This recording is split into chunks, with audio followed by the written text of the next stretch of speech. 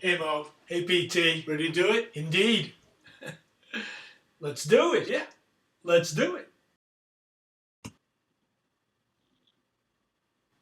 Welcome to the epic, the sardonic, the titillating Best Fit Square!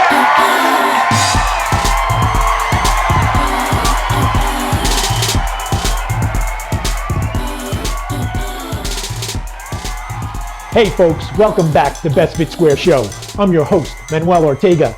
In this episode, we explore how the more things seem to change, the more they stay the same. Here to help us better understand is our very own in-house scholar, PT. Hey PT, hey Mo. In our previous episode, PT, you helped us better understand how the rule of law is used to disproportionately marginalize, disenfranchise, and criminalize blacks. Indeed. Let's compare and contrast rule of law from distinct eras, say post-mid-19th century Civil War with post-mid-20th century civil rights. Okay, let's take a closer look at ties that bind antebellum America to post-civil rights America. 1865 was the year when millions were freed from slavery. Union armies crisscrossed the Deep South and unlocked the gates of 1,000 plantations. I imagine these scenes were similar to the ones at the end of World War II in Europe, when American and Soviet armies arrived at the gates of the German camps in Central and Eastern Europe. No doubt about it. But in popular memory, plantations of antebellum South were a necklace of country clubs strewn across the land. Exactly. Our history books, movies, TV shows, and other media reminded us of this glorious Gilded Era. Indeed, Mo. But in reality, plantations were a chain of work camps in which millions were imprisoned, tortured, and murdered. Freed slaves survived an American Holocaust. But today's South bears little resemblance to rural antebellum South, so some folks would like us to believe.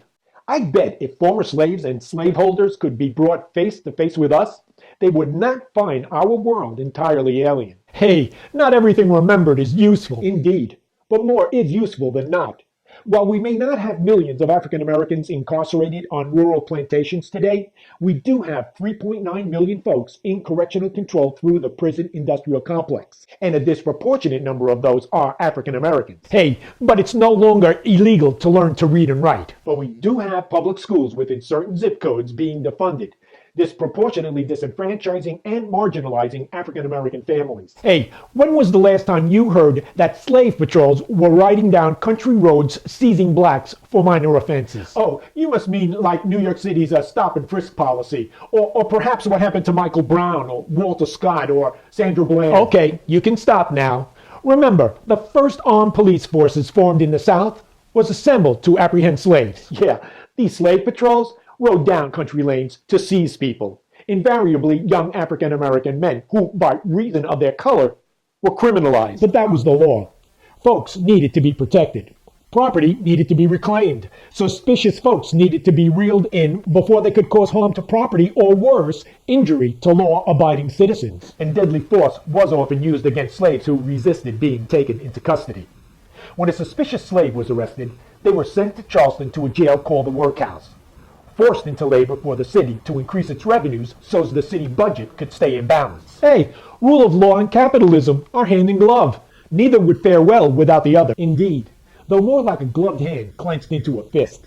Ferguson, Missouri slave patrols, I mean law enforcement agents, regularly conducted dragnets in which they stopped, harassed, and took into custody African American citizens in disproportionate numbers. In fact, according to our federal Justice Department, the courts of the largely black yet white-run town used arrests and fines against African Americans to raise revenue so as to keep the city budget from falling into deficit. But does the long roster of deaths of unarmed blacks at the hands of police denote today's police forces as contemporary slave patrols? When law enforcement routinely kills African Americans and face no punishment for doing so, well, if it quacks like a duck, quack! Just saying!